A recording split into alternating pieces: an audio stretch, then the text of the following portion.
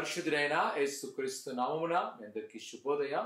నేటి యొక్క ఆరాధనకు ప్రతి వారు సకాలం వచ్చి ప్రభువుని ఆరాధించవలసిందిగా కోరుకుంటున్నాను. నేటి యొక్క వాగ్దానము 2వ రాజుల గ్రంథము 22వ అధ్యాయం 19వ వచనం.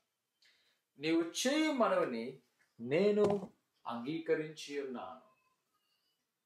ప్రియ సహోదరి సహోదరులారా, దేవుడు తన ప్రజల యొక్క మొరను ఆలకించే దేవుడు.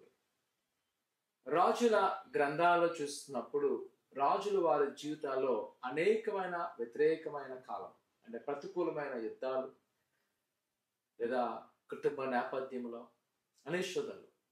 కానీ ఎప్పుడైతే వారు దేవుణ్ణి ప్రార్థన చేస్తారో ఆయన వారి మొర ఆలకించే దేవుడు.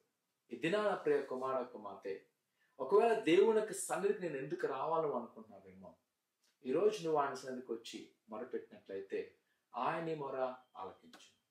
నువ్వేది అడిగినా సరే, నువ్వేదైతే విశ్వాసముతో ప్రభువా నా జీవిత భవిష్యత్తు కొరకు, నా కుటుంబ అభివృద్ధి కొరకు, నా వ్యక్తిగత నడవడికలో మార్పు కొరకు, లేదా నా బిడ్డల విషయంలో మార్పు కొరకు నేను ప్రార్థన చేస్తున్నానని నువ్వు కానీ మొరపెట్టినట్లయితే ఆయన్ని మనవి అంగీకరించి భయపడక, ఆందోళన చెందక ఆయన సకాలంలో గొప్ప కార్యం చేయండి.